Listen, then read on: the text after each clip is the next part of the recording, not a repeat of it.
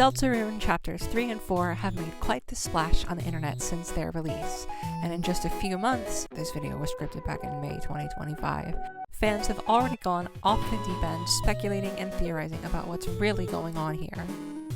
Why does it look like it has fins? We suspiciously have not seen Undyne a single time. And after new information in these chapters, including the reveal of the Roaring Night themselves, many fans are speculating that the night is probably December holiday. Of course, there are some other theories, like the other holidays, Chris, Papyrus, or even Asgore. But they're all wrong, because the true identity of the Roaring Night is none other than Shadow the Hedgehog. I know, at first I couldn't believe it either, but once I started noticing the similarities, there was just no way to ignore them. The Knight's final attack in Chapter 3 looks eerily similar to Shadow's Chaos Control. Detz's role in the story lines up remarkably well with Maria's in Sonic Adventure 2, and their names even match up too. Well, not the abbreviations, that's a red herring, but the full name, December, is quite close to being an anagram of Maria. Of course, I won't list all the similarities here with no explanation, but the point is, the more pieces of the puzzle that I put together, the more it just started to make sense. In fact, it makes so much sense that I'd like to propose a wager. If, by the end of this video, you're also convinced of the Knight's true identity, then you have to hit the like button, and if not, then you can leave an angry comment with your best insult against my feeble, smooth brain. Now, before we talk about Shadow, here's a quick spoiler warning for Deltarune Chapters 3 and 4. I know by the time this video comes out that probably won't be an issue, but I still wanted to mention that there will be spoilers for Deltarune, Undertale, and several Sonic games up ahead. And before getting into the character similarities, we should probably also address the elephant in the room. Almost any reasonable person would tell you that Deltarune and Sonic are in ostensibly different series, and to their credit, at first glance those people would be right. But if you take a magnifying glass to it and really start to think, you'd realize that there's a little bit more to it than what's on the surface.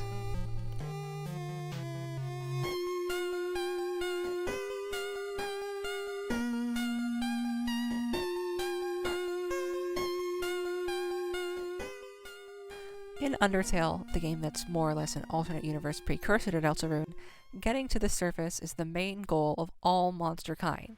Well, except for one, that is, Sans the Skeleton. Dialogue from the NPCs in Snowdin states that unlike the rest of the monsters, Sans and his brother Papyrus just kinda showed up one day. On top of that, there's the infamous Sans' workshop, with the mysterious blueprints, the hidden machine behind the curtains, and the photo of people that you don't recognize, with the you in question, of course, being the player. And arguably more well known is the dialogue from Sans himself during his fight in the genocide route of Undertale, where he says the following: "Look, I stopped trying to go back a long time ago. Getting to the surface doesn't really appeal anymore either." These pieces of dialogue and information have been the source for countless theories, like the infamous Sans is Nest theory, and of course the Freebirds theory. But new information, like in Deltarune Chapter 4, heavily implies that the place that Sans and Papyrus came from, the place that they're trying to get back to, the place where the strangers in the photos came from, was Deltarune all along. Chris? Please don't be Sans. Please don't be Sans. Please. What? No! He's f***ing my mom! This reveals that Deltarune characters are capable of traveling between parallel universes, albeit only through special means, which probably have to do with Gaster, but I'm not touching Gaster lore with a 10-foot pole. So does that mean that Sonic and Deltarune characters can travel between universes?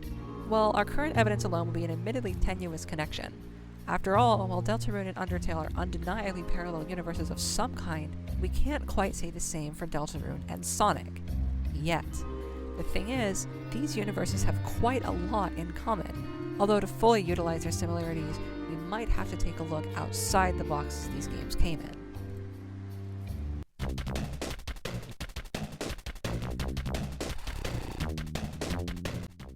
If there's anything that Deltarune and Sonic have in common, other than featuring Shadow the Hedgehog, it's their infamous fandoms.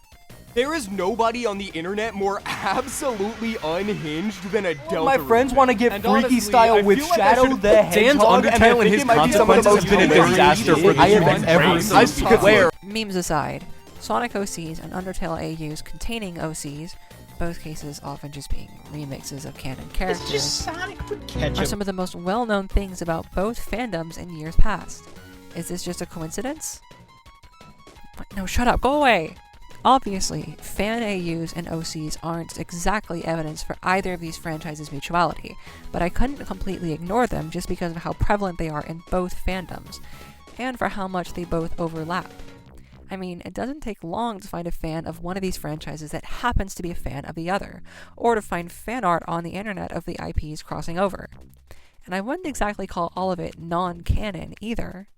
Both universes have had fan creations make their way into the canon in some pretty major ways. In Deltarune's case, Toby Fox has outright acknowledged and approved the existence of fan projects like Undertale Yellow before, and many fan AUs were designed to fit within the Undertale canon. And for the ones that don't, I want to draw attention to the Skeleton Brothers dialogue that either hints or directly states at their knowledge of alternate timelines, which could be interpreted as an acknowledgement or even an endorsement of the AUs that don't neatly fit into the Undertale canon. After all, the existence of infinite parallel dimensions means that every possible version of reality, by the definition of infinity as a concept, has to exist out there somewhere. And if that's not good enough for you, the evidence for the connection between the Sonic fandom and canon is even stronger. One OC, who you might know as Ian Jr., has made his way into several pieces of official Sonic media. If you want to know more about it, I'd highly recommend this interview documentary by Chowmix, link in the description. But in a nutshell, Ian Jr. was a Sonic Forces custom character created by Ian Muchler. Since then, he's had several cameos, including at the Sonic 30th Anniversary Symphony, the IDW comics, and the Murder of Sonic the Hedgehog video game. The Sonic the Hedgehog social media team has also referenced several fan works before, like Sonic.exe, and, most importantly, Sonic fans like Christian Whitehead, who develop fan games, and T. Lopes, or is it Lopez? I honestly have no idea, who created remixes of fan music, went on to be hired by Sega in the 2011 remaster of Sonic fan games, and the 2017 fan favorite Sonic Mania. Don't hit that. So with both Toby Fox and Sega acknowledging, endorsing, and/or outright adopting fanning characters and stories, and with the impossible to ignore overlap between the two fandoms, the pieces just seem to line up. Undertale and Deltarune are connected AUs, just like the numerous fan-made Undertale AUs. Fanon and canon pieces of either fandom are also connected, and, tying it all together, the Sonic and Undertale Deltarune fandoms are full of fans of both IPs, who frequently cross the series over with each other. So there you have it, folks. The two franchises of Sonic and Deltarune, while at first seeming completely different, are actually one and the same, thanks to the cryptic dialogue and lore regarding Sans the Skeleton and how it connects to Deltarune Chapter 4, and the connections between the two fandoms and their relationships with their respective canons. But while that proves that the two worlds are connected, it doesn't prove any commonalities between the individual characters. Rest assured, though, there is a lot more evidence for this theory. So let's not wait anymore and finally get into why Shadow the Hedgehog is the Roaring Knight. I think my voice is drying out. I gotta get some water.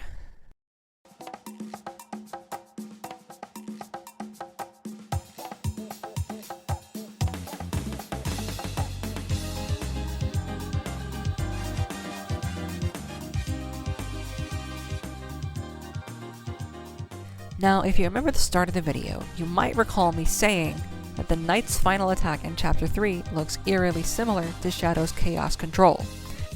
Obviously, that's a pretty surface-level comparison, but it's notable because it's the first similarity I noticed, and the rest just kind of continued from there. I found tons of visual similarities, from the formation of a dark fountain matching the famous Eclipse Cannon and Death Egg lasers, to the Deltarune secret bosses giving out shadow crystals once defeated, presumably one for each of the 7 chapters, lining up remarkably well with the 7 special stages and Chaos Emeralds from across the Sonic franchise, to the 3 heroes in Deltarune's Prophecy matching Team Sonic from the aptly named Sonic Heroes, and to Detz's full name, December, being a nearly perfect anagram of Maria. Now, the Google debunkers among the audience might find these kinds of comparisons to be unconvincing, because after all, just saying that it looks like it doesn't necessarily mean there's a deeper connection.